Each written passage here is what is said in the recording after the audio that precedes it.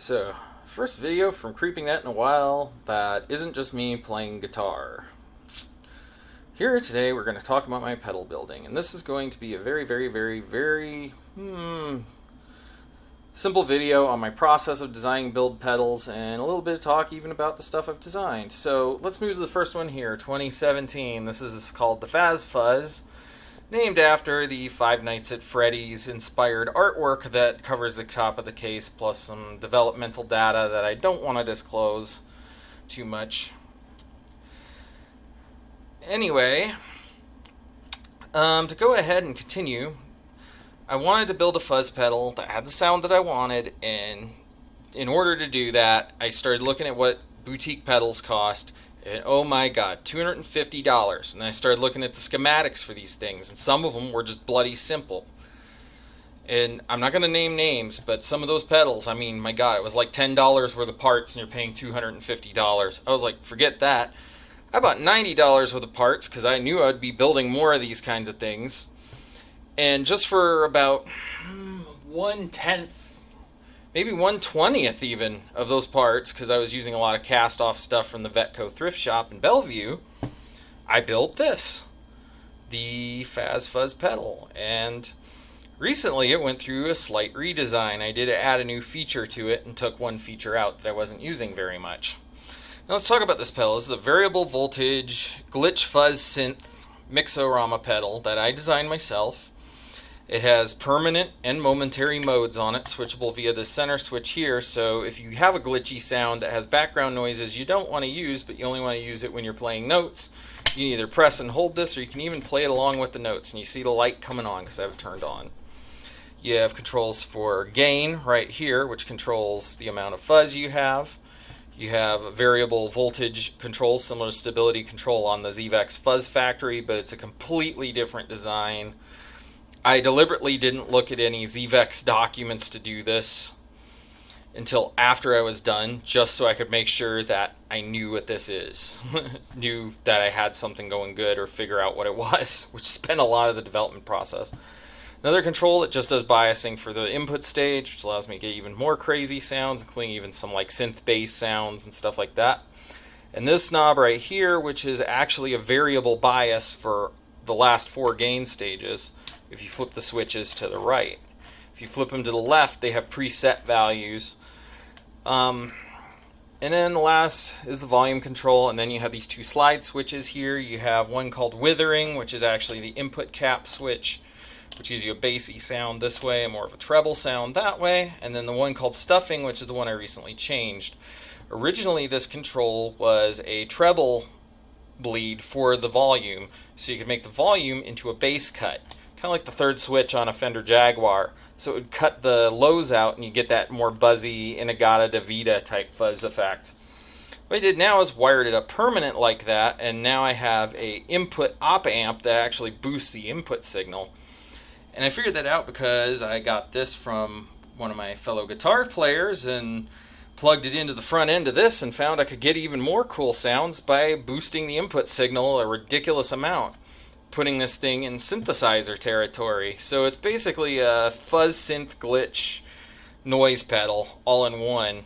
I mean, it works as a traditional fuzz, a bit more in the vintage gain because it's not as high gain as that is, but it's yeah, and it's pretty sweet. I keep it around. I use it a lot still. I just recently did a few more durability improvements to it, but yeah, you'll get to hear it somewhat later. Next we move over to the second fuzz pedal I designed, and this one was kind of an accident. One of my pals, Keith, gave me this, or no, wait. Cut that. Anyway, this second pedal here is sort of an accident. One of my same guy who gave me this because he couldn't figure out how to get it to work, and it was basically a okay-ish fuzz face clone. It was more in the vintage vein where you already need a slightly overdriven amp to get that sound. I didn't want that. I wanted something I could slap on the front of like a Fender Twin Reverb, make it sound like a wall of distortion.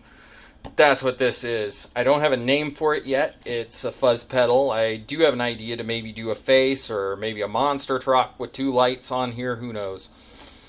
But what this pedal has, and I'll outline the controls, it's a tag board wired pedal. That's what these two bolts are. And I just took everything out and I wired my SkullFuzz circuit in it with some alterations and made a prototype pedal out of this. Now, this is just the beginning stages. Anyway, they introduce you to controls. You got a volume, you got a gain, you have a voltage divider right here that goes from low to high. This thing can run on as low as 1.5 volts, and it just sounds wicked on low settings, and on the high settings it gets downright synthy. And then right here you have a switch that gives you a bass and treble modes, of course, and then I have two LED lights and the standard triple pull, double throw, true bypass, I guess you could call it, foot switch, and I have an old style DOD power jack on this one. I'm loving both of these. Anyway, on to my process of designing pedals, and maybe a little bit on what I'm building. When we go into pedal design, the first thing I usually do is I design it using a breadboard. Right here we see my Guitar 2600 prototype, which I actually used in the studio like this. Our engineer was laughing his ass off till he heard that thing in the mix. So this thing is a guitar synthesizer I designed, and usually during these early stages of prototyping, usually what I do with my breadboard is I plug in components, I try out different circuits I find on the internet. I find out they don't work for me or don't work as intended for me, and then I start making a million modifications until it doesn't even, maybe at most, just barely resembles what was originally in that schematic from the internet. If I'm not using a schematic from the internet, I'm using my own original things that I've learned working on these two guys over here to create my own original circuits. I really am not interested in copying what's already been done. I'm really not interested in making another clone of a TS8 tube screamer or a fuzz factory or a small clone. I already have a friggin' small clone. I'm interested in making pedals that take the art somewhere interesting and somewhere different and allow my savant-like entry-level qualities to lead me in goofy places. Hey, it worked for this guy over here when it came to music. It works for me. Even though I really don't think he gives himself enough credit. Or gave himself enough credit. Anyway, back onto it. So I built a breadboard prototype like this guitar synth here. I spend hours upon hours plugging cables in and pulling cables out and making weird noises and going, ooh, I need to put a double pull, double throw switch here and a 12-way rotary switch there, and maybe I'll try some LEDs here as diodes, see what the frick happens. Oh, cool, now I have some DOS blinking light thing on my board people start asking me questions about. And it alters the sound. Nice. So that's how these things usually start out, is as a breadboard. And next we move to the next phase of the design process.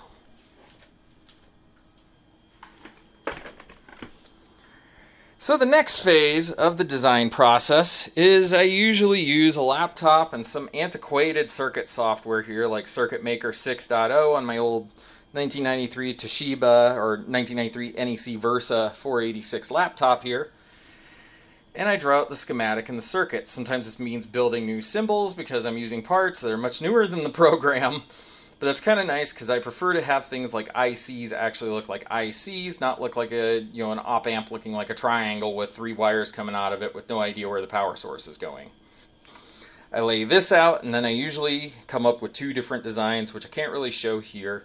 I use a modern computer while staring at this to go ahead and come up with using a program called Vero Route, to come up with a prototype board that I can etch in ferric chloride and then build my own prototype with. And then I have a second program, Circuit Maker Pro 2000, which I have on my 486 DX4100 over here, which I'm powering on the screen for. And that is used to create the professional circuit board layouts I can send to a board designer or a PCB printer and have them print me up some copies, and then I can have some nicer made versions to, I don't know, sell, give to friends, whatever. I haven't fully gone through this full process yet with the manufacturing house circuit boards, but I'm probably going to try it out with a couple of these at least to see how it goes. I do like the fact that I'm completely in-house currently, but there's some parts of me that just really want to take care of stuff.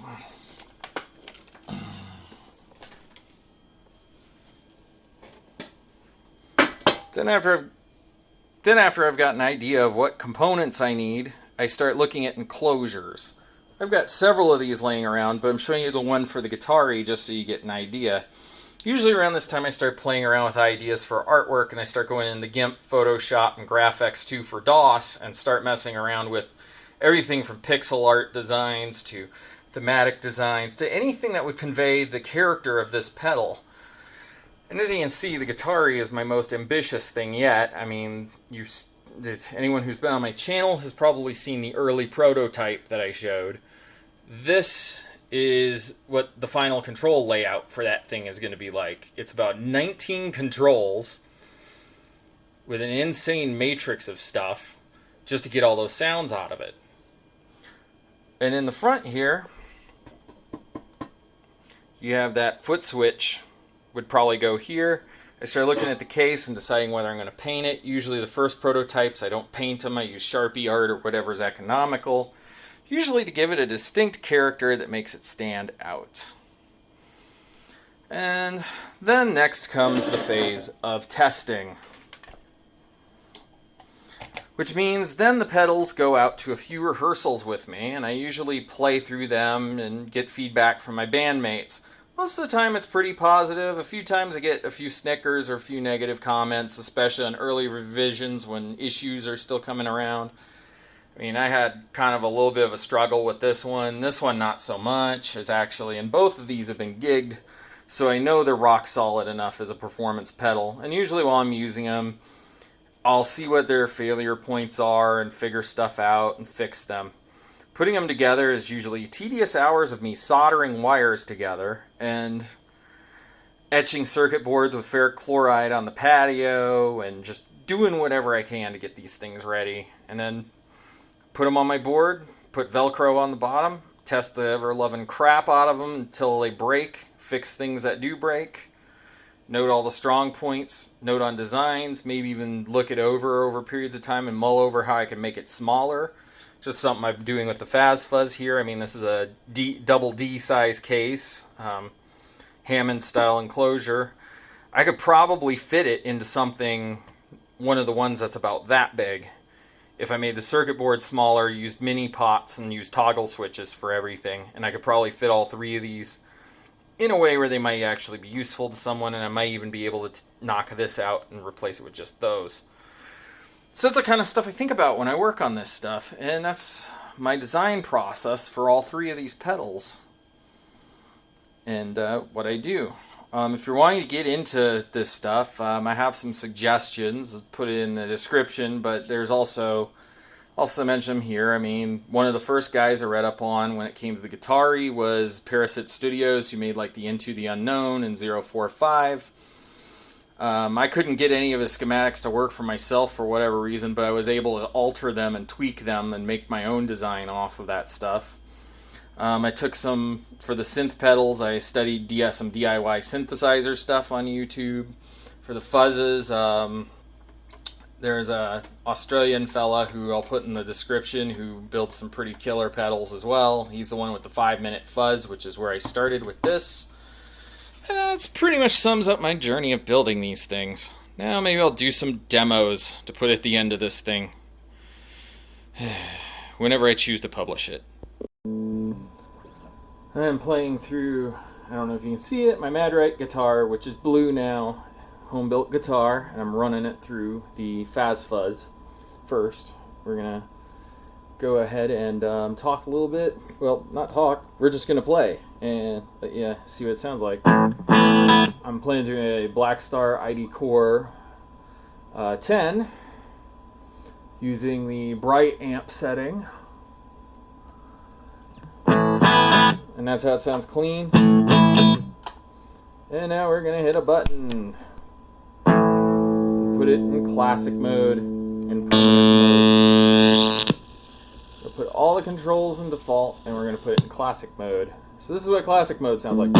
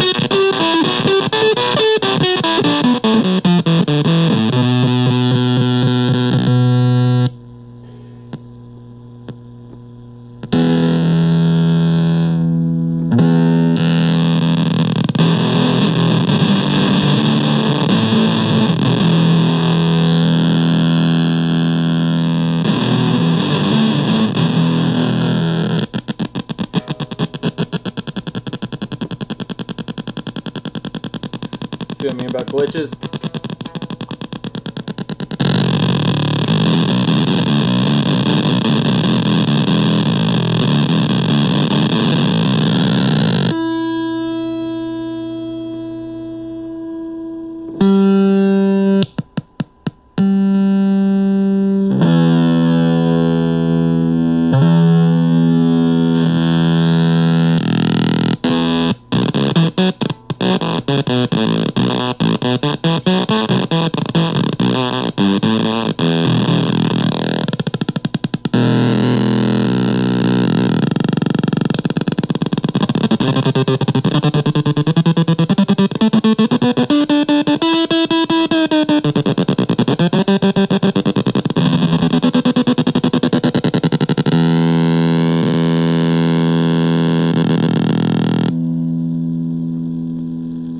Back to defaults, and let's try it in booster mode. So this is what it sounds like in classic, and this is what it sounds like with the new booster.